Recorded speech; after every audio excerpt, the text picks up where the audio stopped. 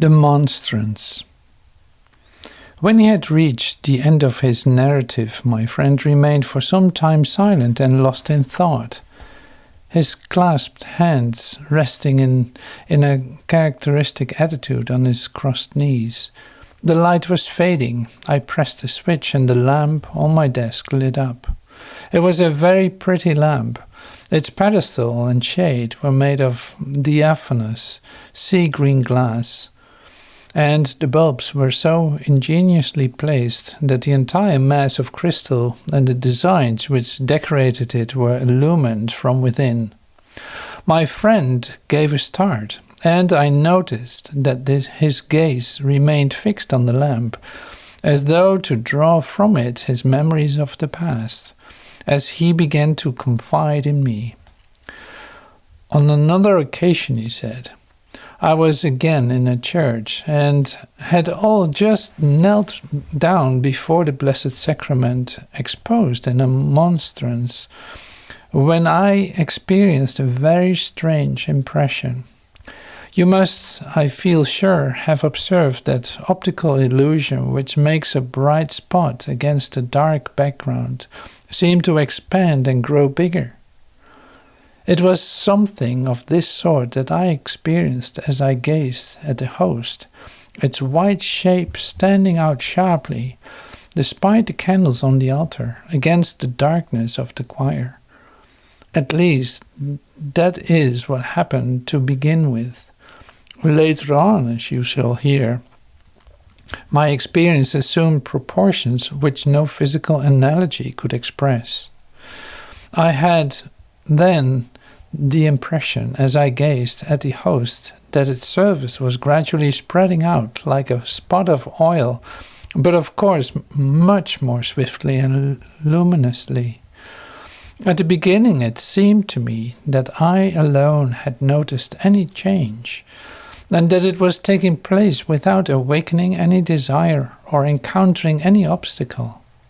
But little by little, as the white orb grew and grew in place in space, till it seemed to be drawing quite close to me, I heard a subdued sound, an immeasurable murmur, as when the rising tide extends its silver waves over the world of the algae, which tremble and dilate at its approach, or when the burning heather crackles as the fire spreads over the heath.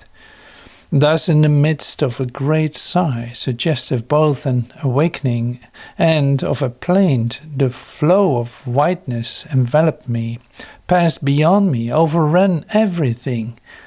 At the same time, everything, though drowned in this whiteness, preserved its own proper shape, its own autonomous movement, for the whiteness did not efface the features or change the nature of anything, but penetrated objects at the core of their being, at a level more profound even than their own life.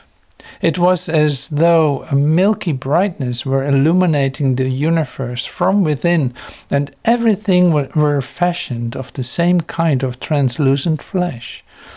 You see, when you switched on a lamp just now and the glass, which had been dark, became bright and fluorescent, I recalled how the world had appeared to me then.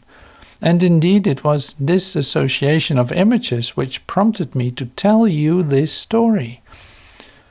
So through the mysterious expansion of the host, the whole world had become incandescent, had itself become like a single giant host.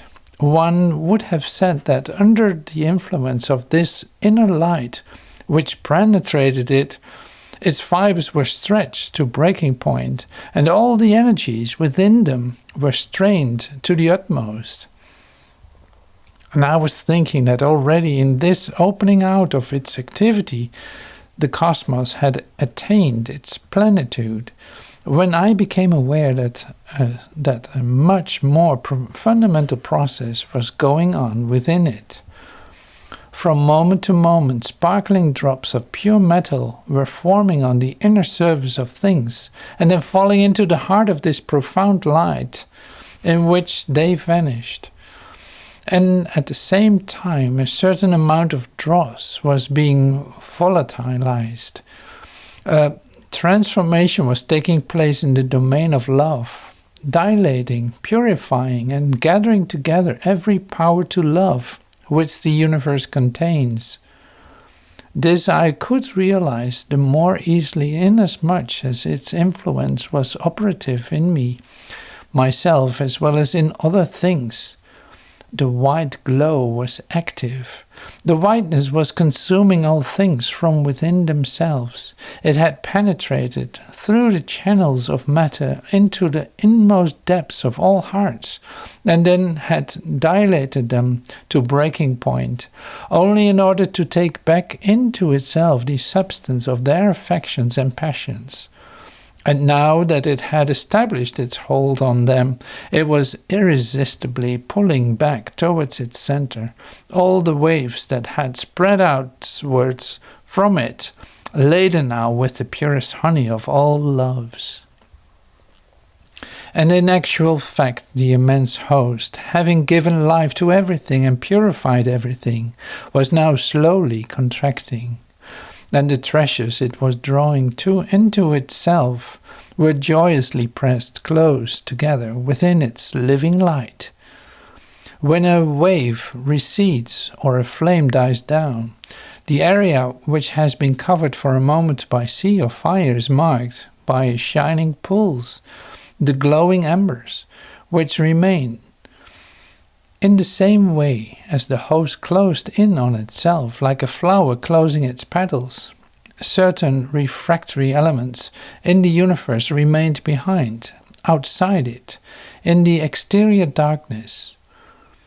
There was indeed still something which lit them, but it was a heart of perverted light, corrosive, poisonous. These rebellious elements burned like torches or glowed red like embers. I heard then the Ave Verum being sung.